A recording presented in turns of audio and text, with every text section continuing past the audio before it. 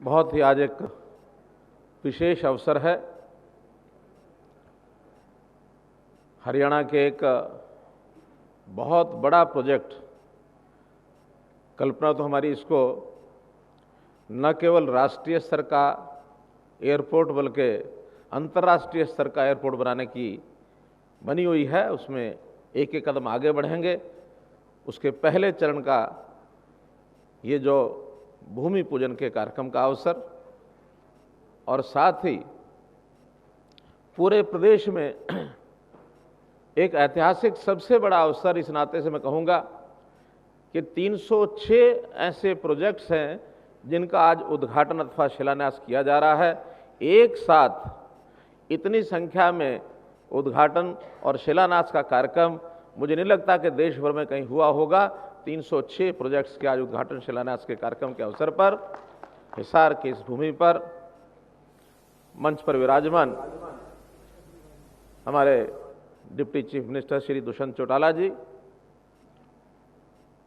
सभी 22 के 22 जिलों में हिसार समेत आज इस कार्यक्रम पर सब जगह हमारे केंद्रीय मंत्री, हमारे प्रदेश के कैबिनेट के जो साथी मंत्री, सांसदगण, विधायकगण, जितने भी चेयरमैन नियुक्त हैं वो सब, दोनों पार्टियों के पदाधिकारीगण, पत्रकार व छायाकार मित्र, अन्य सभी सज्जन वृंद, भाई और बहनों, इस अवसर पर सबसे पहले मैं आपको बहुत बहुत बधाई देता हूं, शुभकामना देता हूं। और आज का अवसर इस नाते से भी महत्वपूर्ण है कि ठीक 1 वर्ष पहले संयोग से उस दिन दीपावली का दिन था। 27 अक्टूबर को भारतीय जनता पार्टी इस नाते से गिने तो हमारी दूसरी पारी थी और गठबंधन इस नाते से गिने तो हमारी ये पहली पारी। उस दिन राज्य की नई सरकार बनाने का शपथ ग्रहण समारोह हुआ था। एक विशेश बात कुछ मित्रों ने उस समय कही कि आज तक दीपावली के दिन राज्याभिषेक या तो हजारों वर्ष पहले हुआ था या फिर 2019 में हुआ है। वो भी एक संयोग था। इस 1 वर्ष के पूर्ण होने पर जो सरकार की उपलब्धियां हैं, जो हमने सोचा उसको किया, हमको उस मायने में पूरी टीम के नाते ये संतोष है कि मिलजुल करके और जैसा जैसा जिसके जिम्मे काम था सबने मेहनत की, चाहे मंत्रिमंडल के साथी, विधायक, चाहे हमारे केंद्र सरकार का योगदान प्रदेश को आगे बढ़ाने में, चाहे हमारी ब्यूरोक्रेसी, चाहे दोनों पार्टियों के हमारे पदाधिकारीगण, सब ने मिलजुल करके एकता के रूप में आज तक इस काम को किया है। भाई दुष्यंत जी एक चर्चा कर रहे थे कि ये कांग्रेस शुरू दिन से ही कि ये सरकार गई के गई, 3 महीने नहीं चलेगी, 6 महीने नहीं चलेगी, ये लगातार उनका मंत्र, उनकी रटंत ये लगातार चलती रहती है। आज भी चला रहे हैं कि बस बड़ौदा का चुनाव हुआ नहीं और ये सरकार गई नहीं। मैं धन्यवाद करता हूं कांग्रेस का कि अगर वो इस प्रकार की बातें बोलते रहेंगे तो हम सचेत रहेंगे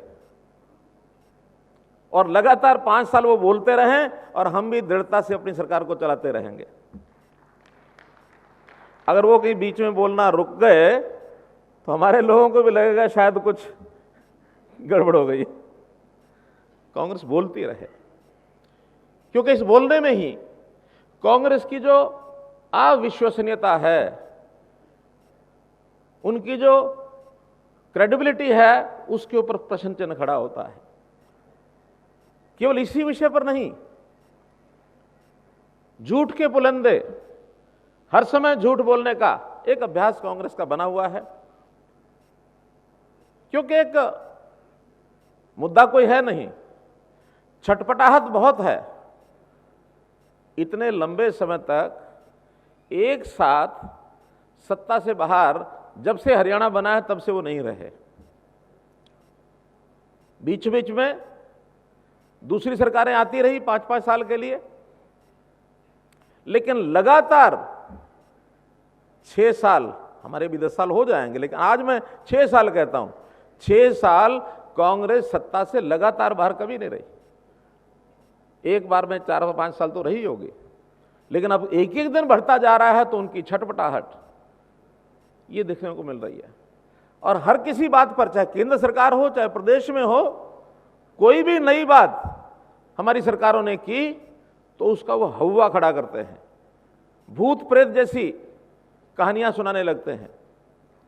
धारा 370 की बात आई, प्रधानमंत्री जी ने 370 को हटाने की बात कही, और जैसे ही पार्लियामेंट में यह पास हुआ कि 370 का प्रभाव खत्म किया जाए, कांग्रेस चिल्लाते हुए नहीं थकती थी, खून की नदियां बह जाएंगी। बोलो, कश्मीर में पिछला 1 साल में कुछ हुआ? बताइए, हुआ कुछ?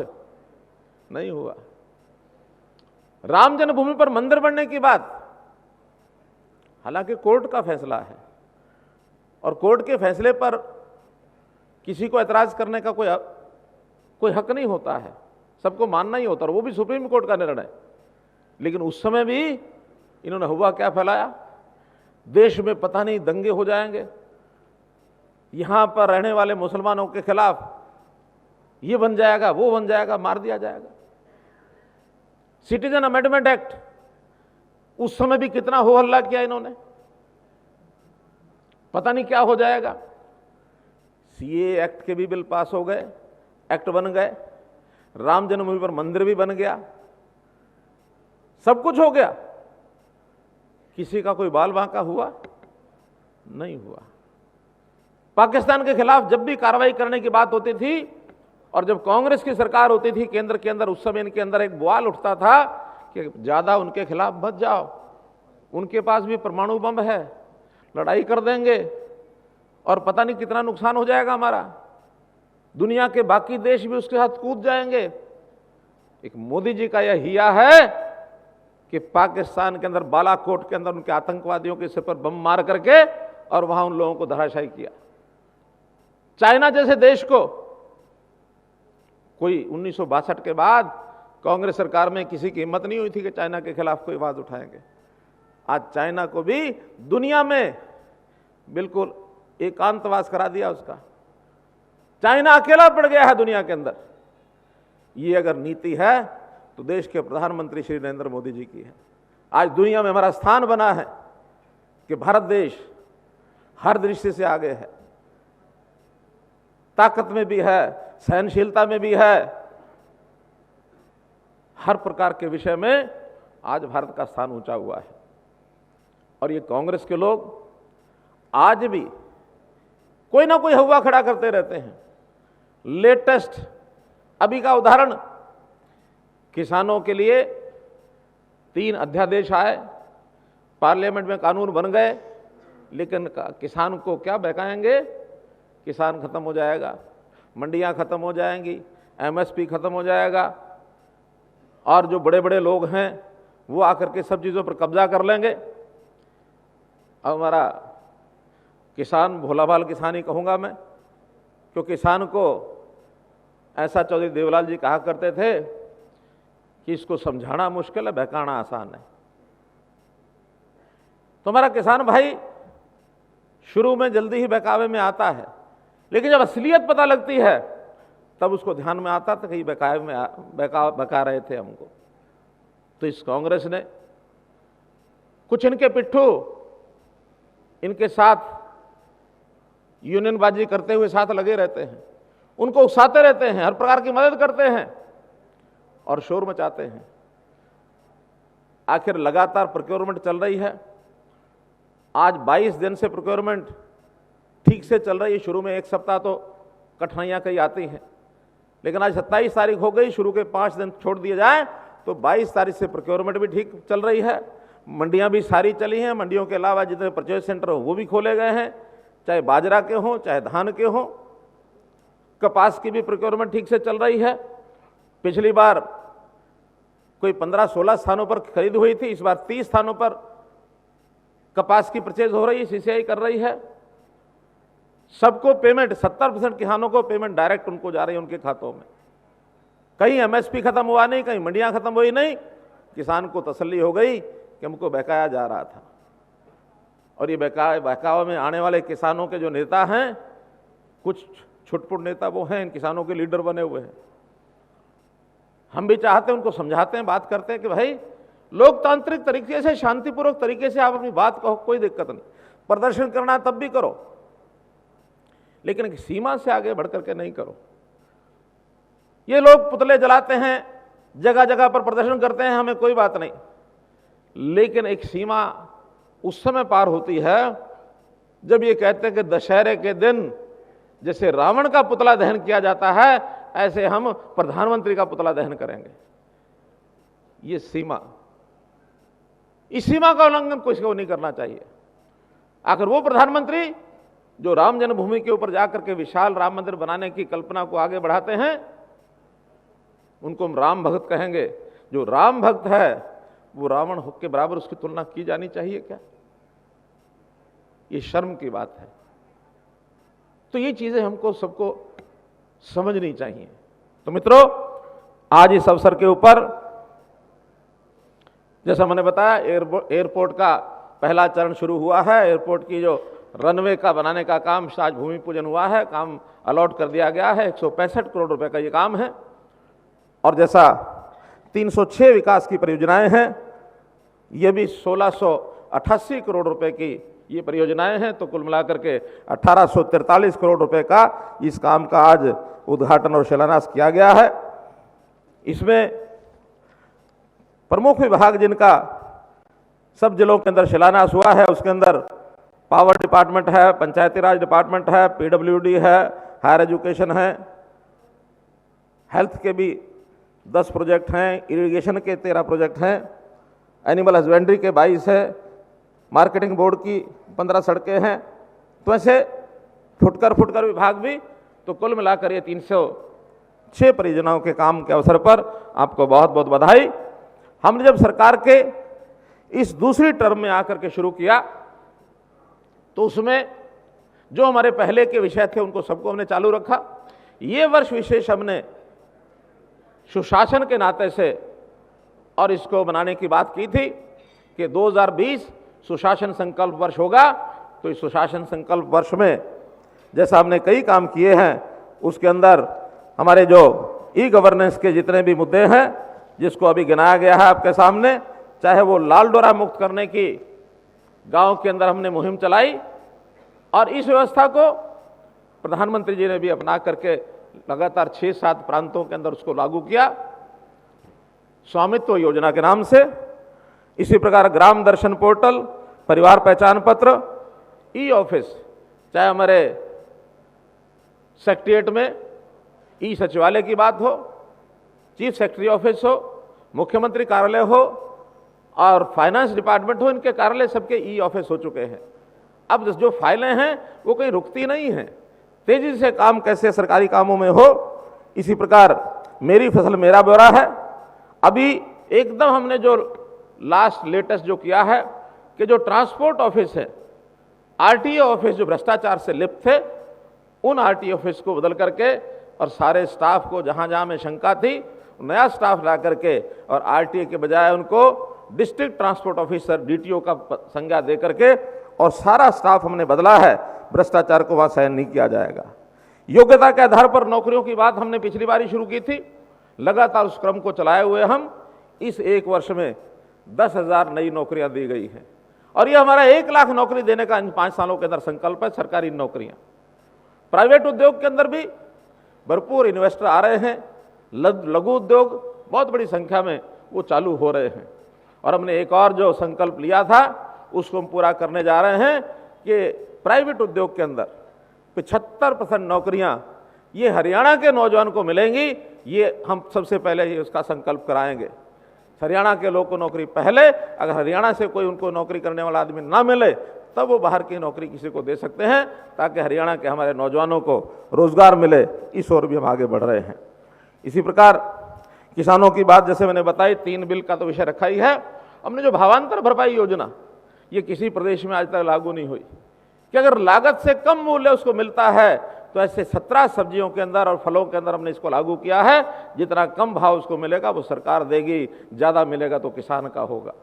तो इसी प्रकार प्रगतिशील किसान, उनको हमने प्रोत्साहन के सम्मान की योजना बनाई है कि जो अच्छा प्रगतिशील किसान बनेगा और दूसरे किसानों को भी अगर वो प्रगतिशील इस नाते से सहायता करेगा तो उसके लिए एक अलग से प्रोत्साहन की इसकी योजना बनाई है। पशुधन क्रेडिट कार्ड योजना, जैसे किसान क्रेडिट कार्ड योजना थी वैसे हमने पशुधन की भी किसान क्रेडिट कार्ड की योजना बनाई है। मित्रों, ये जो 1 वर्ष है, इस 1 वर्ष में बहुत काम किए हैं। हमारी जितनी अभी दिखाई गई हैं, डॉक्यूमेंट्री दिखाई गई है, गीत दिखाया गया है, उसके अंदर बहुत सी चीज़ों का उल्लेख किया है। एक पुस्तिका जिसका विमोचन किया है, ये भी आप तक सब तक पहुंच जाएगी। उसके अंदर पूरा विस्तार से लिखा है। अगर मैं साल भर की योजनाएं गिनाने लगूंगा तो मेरे पास 147 बिंदु ऐसे हैं जिनके ऊपर मैं बोल सकता हूं। लेकिन हमने इतना ही है कि अपने लक्ष्य की पूर्ति के लिए जो हमारा गरीब व्यक्ति है, किसान है, छोटा दुकानदार है, मजदूर है, इन सब की सहायता के लिए सब योजनाएं, महिलाओं का, बालकों का, इनका बाल विकास, महिला विकास, इसकी ओर ध्यान, और किस प्रकार से लोगों को सुविधाएं और जो सर्विसेज हैं वो घर तक कैसे पहुंचाई जाए, परिवार पहचान पत्र नामक जो योजनाएं, ऐसे बहुत से काम किए हैं। और साथ ही भ्रष्टाचार पर चोट करने के लिए ये भी बहुत काम चल रहे हैं। अभी आपने देखा पिछले इन्हीं दिनों में लगभग 2 महीनों में सीएम फ्लाइंग स्क्वाड ने 199 छापे लगाए हैं। और इस 199 छापों में जो गलत काम करने वाले, मिलावट करने वाले, या जिस प्रकार के जो ऐसे धंधे करते हैं जिसके अंदर किसी भी नॉर्म्स को तोड़ करके पैसा कमाने की जो बात करते हैं, उस काम को भी रोकना होगा ताकि मिलावटी चीज़ें खाद्य पदार्थ के नाते से उनको ना परोसी जाएं, या जिनके पास लाइसेंस नहीं है वो भी काम करते हैं। कई बार खतरनाक काम उनको ऐसा वो करते हैं जिनके पास सुरक्षा की व्यवस्था नहीं होती। ऐसे बहुत से मुद्दों के ऊपर हम इस बार थोड़ा सा सख्ती करके 103 लोगों को गिरफ्तार किया है, कई मुकदमे दर्ज हुए हैं। तो हमारा काम है कि किस प्रकार से भ्रष्टाचार को समाप्त किया जाए। काम काफ़ी हुए हैं लेकिन करना अभी भी शेष है। उस शेष काम को एक एक करके आगे बढ़ा रहे हैं। आप लोग देखेंगे कि हरियाणा की जनता को सुखी करना, ग्रामीण जनता हो चाहे शहरी जनता हो, इन सबको सुखी करना ये हमारा काम है। व्यवस्थित काम आगे बढ़े, आम नागरिक को सुख मिले, जो दोषी, जो अपराधी हैं उनको किस प्रकार से हम किस प्रकार से दंडित करें, कैसे उनको भयभीत करें, ये सारी बातें हम करेंगे। इस नाते से 1 वर्ष के इस कार्यकाल के ऊपर पुनः मैं आपको बधाई देता हूं। और आगे आने वाले जो 3 वर्ष है, इन 3 वर्षों में मैं नागरिकों को और यहां तक विपक्षी पार्टियों को भी कहूंगा कि अगले 3 वर्ष ये सरकार के साथ सहयोग करें, रचनात्मक विरोध करें। राजनीति करनी है तो चौथा आखिरी साल जो हमारा है उसमें राजनीति भी करें। आज राजनीति करने का अवसर नहीं है। आज अगर राजनीति करेंगे, लोगों को बरगलाएंगे, तो हमें विकास के नाते से अवरोध पैदा करके वो प्रदेश को पीछे ले जाएंगे। प्रदेश को आगे बढ़ाने के लिए रचनात्मक काम सबको करना चाहिए। सबका साथ, सबका विकास, इसी में प्रदेश का भला है। आप सब लोगों का बहुत बहुत धन्यवाद, बहुत बहुत आभार।